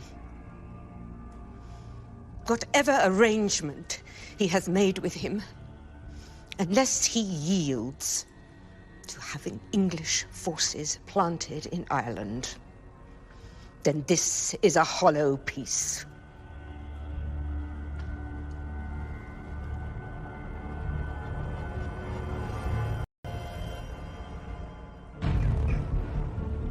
When Essex heard how he deserted his command in Ireland and rode through the night to London, he thought he could sweet-talk Elizabeth and she would forgive him. Your Majesty, please forgive the intrusion. Lord Essex, what is the meaning of this? I needed to see you. I needed to explain my actions. Get up. Get up, man. I'm in no state to receive you. What do you think you're doing? Essex's sudden intrusion must have been utterly humiliating for Elizabeth. Throughout her reign, she had wanted to appear as if time had left her unscathed. And here she was, caught without her wig and without her makeup. Her smallpox scars, her age spots, and her wrinkles were all clearly on show. We'll talk later. Let me dress. Majesty. Go.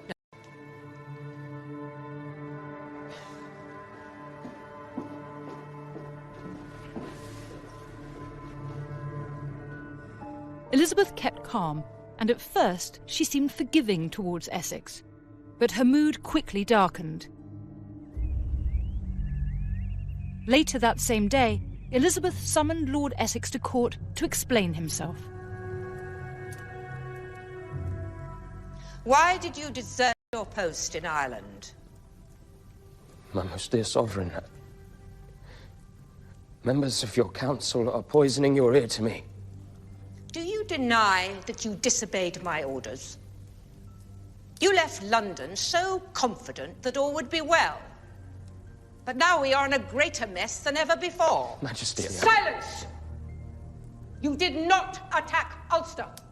You frittered away money and time, and then dared make peace with that traitor Tyrone against my express orders. And then you had the audacity to burst into my bedchamber. I humbly beseech your Majesty, I am the saddest soul on earth.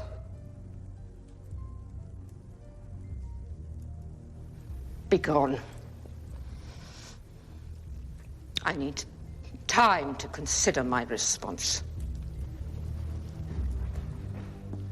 On the 5th of June, Elizabeth stripped the Earl of Essex of his title. She banished him from court, and she placed him under house arrest. Essex was utterly humiliated, but there was worse to come. His entire fortune was based on a lucrative royal licence to import sweet wines to England. In October 1600, Elizabeth scrapped that licence. This one act condemned Essex to financial ruin, and his social standing was in the gutter. Accept his punishment and was determined to strike back. The Queen's former favourite had become her enemy. The hot-headed Essex came up with a daring plan. He and his supporters would storm the Palace of Westminster, overthrow the Privy Council, and force Elizabeth to reinstate his title and his source of income. Essex and his men set out here, along Cheapside, to confront the Queen at Whitehall Palace.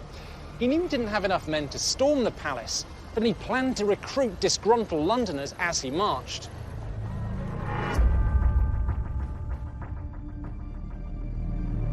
This was the first time in her 42 years as Queen that Elizabeth had been in personal danger in her own capital city. Madam, we have no time. We need to get you to safety. He plans to attack the palace. We must act quickly before we are overrun. How dare he! I will not run. Barricade Charing Cross. This treacherous rebel will not pass, and I will not sleep until he is taken. Cecil, I want Essex proclaimed a traitor in every street of the city. And anyone who joins him in his uprising will also join him at the gallows.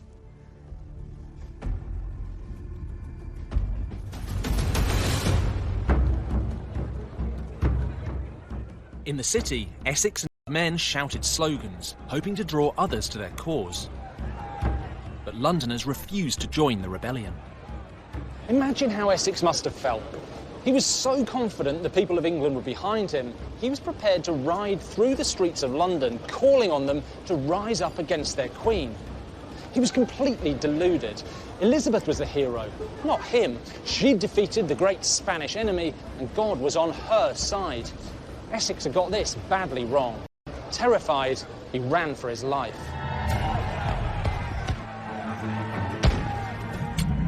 Essex and his supporters made it back to his house on the Strand, but Elizabeth's troops soon had him surrounded.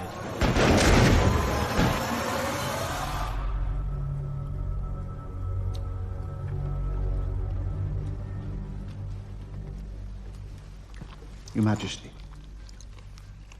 we have Essex and his rebels cornered. He will escape. Contemptuous fool. He refuses to surrender. What would you have us do? I'm tired. This must stop now. Take 2 cannon from the tower and reduce his house to rubble.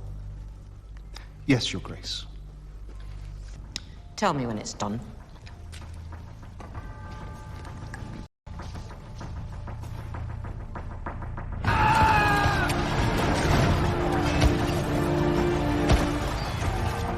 Cannons! Cannons!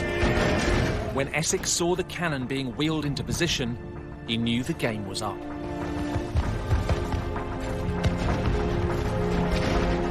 He had no choice but to surrender.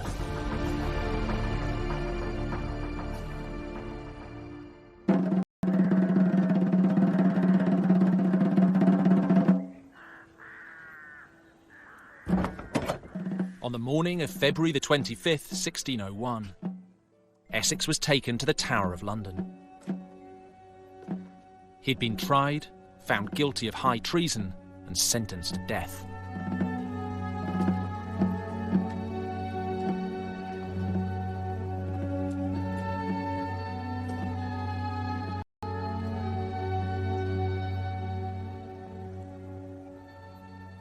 My sins are greater in number than the hairs on my head.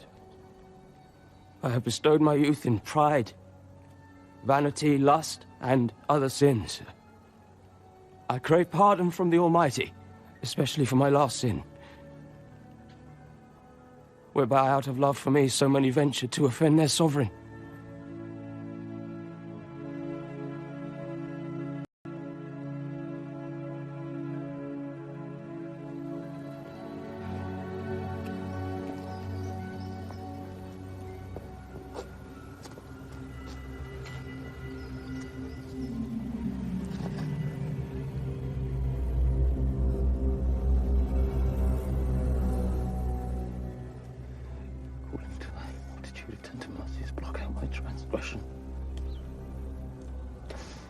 Strike home, executioner! Strike home!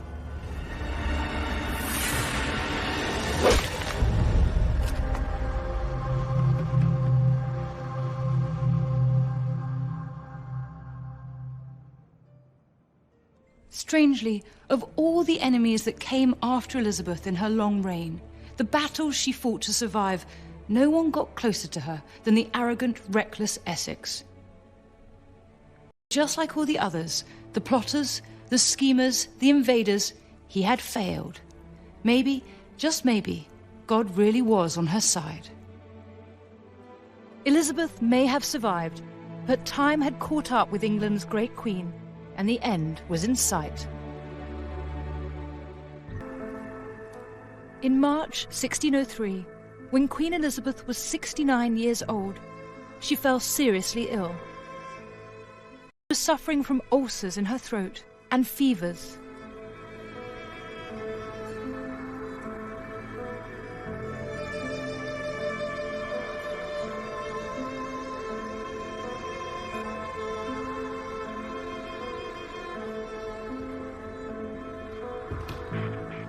For 11 days, she sat on her bedroom floor, refusing to get into bed. Your Majesty.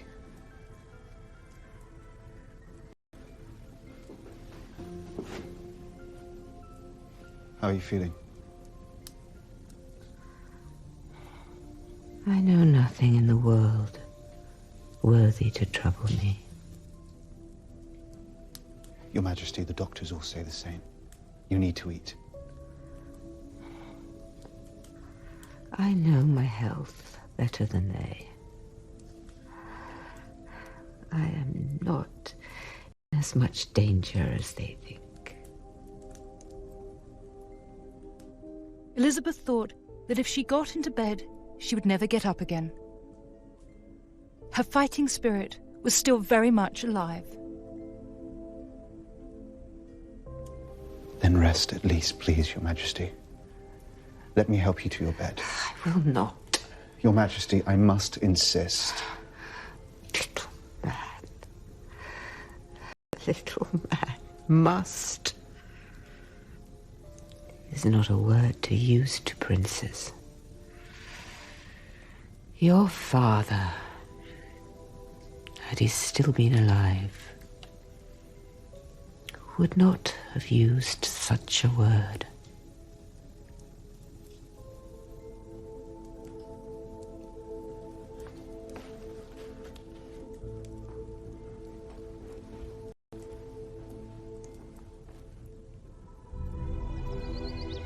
On the 22nd of March, Elizabeth was finally persuaded to rest. It was clear that the end was near.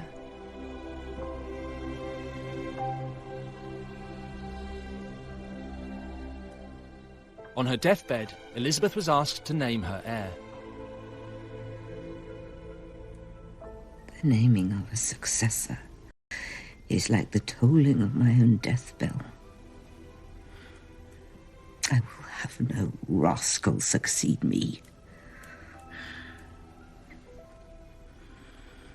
Who should succeed me but... According to Robert Cecil, Elizabeth chose King James VI of Scotland, the son of her great rival, Mary Queen of Scots.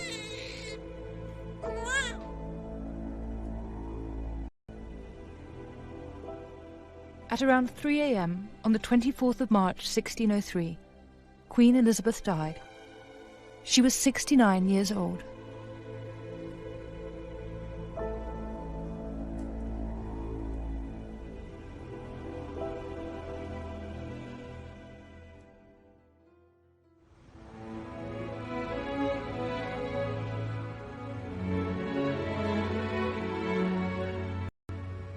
A month later, on April the 28th, thousands of people turned out to see the funeral procession of the late Queen Elizabeth. Her coffin, covered with purple velvet and carried on a chariot drawn by 4 great horses, was brought here to Westminster Abbey.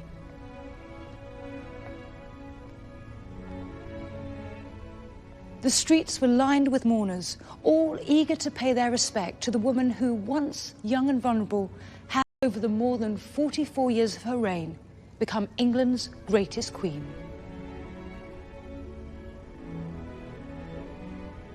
Even in death, Elizabeth cannot escape her enemies. She shares her tomb with one of her greatest opponents, her half-sister, Mary I. It was hoped that the two sisters would finally make peace in the afterlife.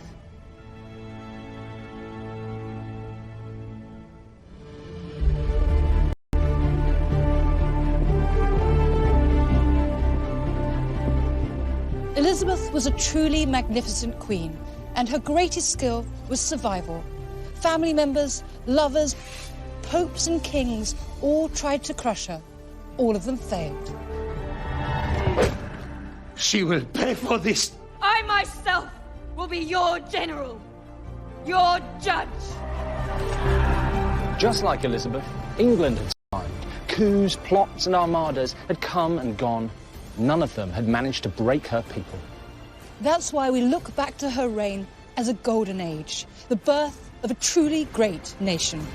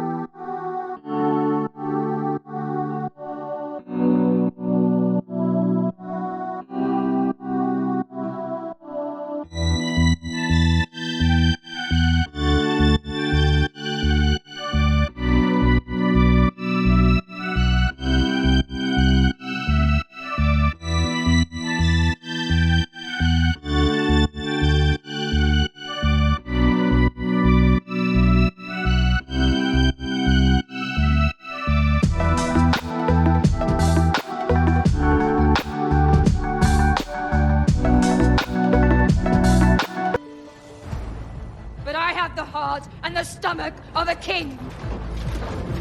She had famously inspired her country to defy the King of Spain. I myself will take up arms. And she had seen off the Armada. The Spanish fleet has been thrashed. Thank God. Elizabeth survived assassination attempts. You threaten me in my own court. Rebellions. And a bloody feud with her cousin, Mary, Queen of Scots. Oh! How could she?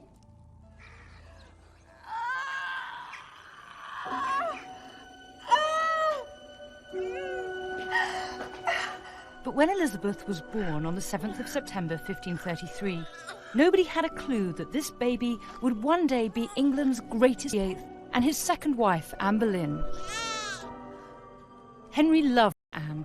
To marry her, he had divorced his first wife, Catherine of Aragon, and torn England away from the Roman Catholic Church.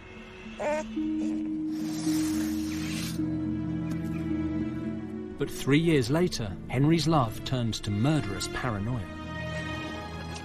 Anne Boleyn was found guilty of incest and adultery and sentenced to death.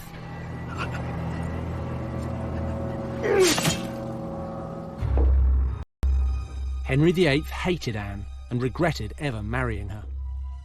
Now she was dead,